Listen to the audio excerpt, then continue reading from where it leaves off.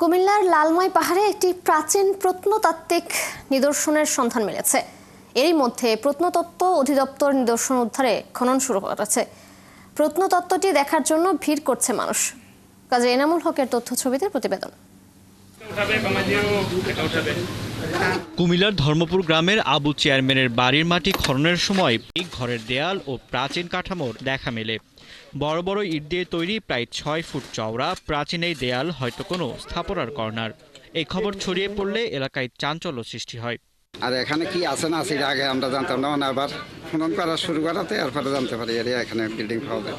সরকার যদি নিতে চাই জায়গাটা নিতে পারে, আমাদেরকে ন্যায্য মূল্য দেওয়ার দিয়ে এই এরিয়াটা সরকার সুন্দর করে খনন করে একটা পর্যটক এরিয়া হিসেবে তৈরি করে, তাইলে এটা সরকারের জন্যও ভালো। প্রস্তর যুগ থেকে শুরু করে আধুনিক যুগ পর্যন্ত মানব সভ্যতার ক্রমবিকাশের ক্রীড়াভূমি এই লালমাই পাহাড়ি অঞ্চল।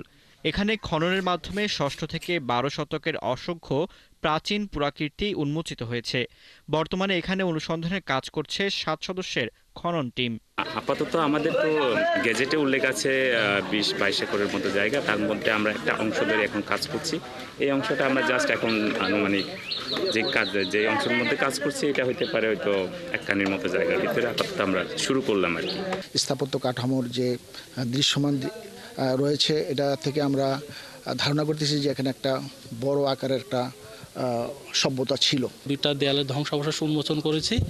এটা প্রতিবেদন যাবে ঊর্ধ্বতন কর্তৃপক্ষের নিকট। ময়নামতি জাদুঘরের কাস্টোডিয়ান বলছেন, এটি ধর্মপুর গ্রামের বহু পুরনো কোনো রাজা বা জমিদার আমলের স্থাপনার অংশ বা কোনো মন্দির হতে পারে। এই পর্যন্ত যে বালাগাজী মুরাতে আমরা যে প্রত্নতাত্ত্বিক স্ট্রাকচার বলেন বা আর্কিটেকচারাল রিমেন যেটা পেয়েছি, সেটার হয়তো সময়কাল আমাদের এর আগে যে শালবন বিহার বা আনন্দ বিহার এই যে সাইটগুলো পেয়েছি সেটার সমসাময়িক হতে পারে। আর জেলা প্রশাসক বলছেন এই নিদর্শন সংরক্ষণ করা জরুরি। চাইবো যে সবগুলো যে নিদর্শন আমরা পেয়েছি এগুলো সমন্বিতভাবে যেন সংরক্ষণ করা হয় এবং এগুলো নিয়ে আমরা কাজ করছি এবং সংস্কৃতি বিষয় মন্ত্রণালয়ের সাথে আমাদের যোগাযোগ রয়েছে। এটি বিহারের ধ্বংসাবশেষের সমসাময়িক হতে পারে বলেও প্রাথমিকভাবে মনে করছেন প্রত্নতাত্ত্বিক খনন ও অনুসন্ধান টিম। ফারদিন নীরব, 71। দর্শক, এ নিয়ে আরো জানাতে আমাদের সাথে সরাসরি যুক্ত হচ্ছেন সহকর্মী কাজী এনামুল হক। এনামুল, প্রত্নতত্ত্বটির খোঁজ কিভাবে পাওয়া গেছে এবং খনন কাজ শুরু হয়েছে কিনা? আরেকটি বিষয় জানাবেন, এই নিদর্শনটি উদ্ধারের প্রত্নতত্ত্ব অধিদপ্তর কোনো ব্যবস্থা নিয়েছে কিনা?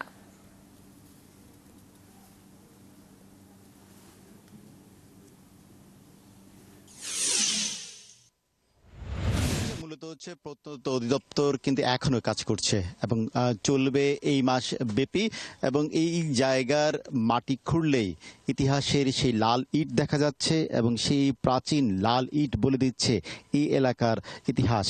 এবং স্থানীয়রা বা যারা গবেষক আছে তারা বলছেন যে 6ষ্ঠ শতাব্দীর যেই রাজবংশ ছিল এবং ত্রিপুরা রাজ্য, সেই আদলেই কিন্তু এখানকে যে মাটি খুঁড়লে যে নিদর্শনটি পাওয়া যাচ্ছে সেই নিদর্শন তাই বলছে। ইটের সাইজ বলে যাচ্ছে এই পার্শ্ববর্তী কোটবাড়ি এলাকায় যে শালবন বিহার, আনন্দ বিহার, বোজ বিহার যে বিহারগুলো পাওয়া গিয়েছিল সেই বিহারের অংশবিশেষ এবং সেই আদলের সেই এখানে নিদর্শনগুলো পাওয়া যাচ্ছে। তবে এই নিদর্শন পাওয়ার আগ মুহূর্তে 6ষ্ঠ শতাব্দীর পর মুহূর্তে কিন্তু এইখানে কিন্তু এই পাল বংশের এই জায়গা ছিল, তারা এখানে মৃৎশিল্পের কাজ করতেন। তার জন্য এই জায়গায় পাহাড়ি এলাকায় প্রচণ্ড মাটির যে প্রলেপগুলো, মাটির চারা এখানে সমৃদ্ধ ছিল বলে এই এলাকায় চারামুরা হিসেবেও কিন্তু এই জায়গাটি পরিচিতি লাভ করে। তবে এই খনন কাজের এখানেই যে শুরু হয়েছে তা কিন্তু নয়। 1945 সালে সিমলা গ্যাজেটের মাধ্যমে কিন্তু এটি ওই সময় বালাগাজী মুরা হিসেবে কিন্তু সংরক্ষণ করেছিল প্রত্নতত্ত্ব অধিদপ্তর প্রায় 80 বছর আগে। এই জায়গায় মাত্র এই অল্প কয়েকদিনের মধ্যে প্রায় 15 ফিট, কোথাও 14 ফিট জায়গায় খুঁড়লেই কিন্তু মিলছে সেই প্রাচীন সেই নিদর্শন।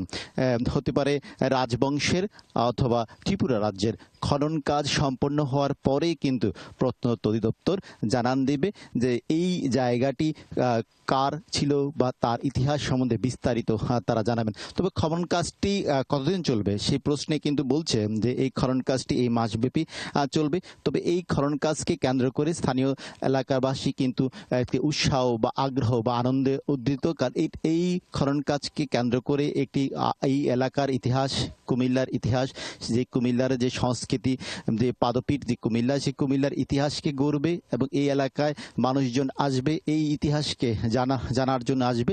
পাশাপাশি এই এলাকা এই স্থাপনাকে কেন্দ্র করে এলাকাটি আরো উন্নত হবে বলে স্থানীয়রা কিন্তু তার জন্য একটি উৎসাহ আগ্রহ প্রকাশ করছেন। তবে প্রত্নতত্ত্ব অধিদপ্তর বলছেন যে এই মাস ব্যাপী তাদের এই খনন কাজটি চলবে এবং খনন কাজের পরেই কিন্তু তারা বলতে পারবেন কি কি খনন হলো বা এর আবিষ্কৃত যে কুমিল্লার যে রাজবংশ বা ত্রিপুরা বংশের সংযুক্ত ইতিহাসের যে গুরুত্ব প্রমাণ করবে।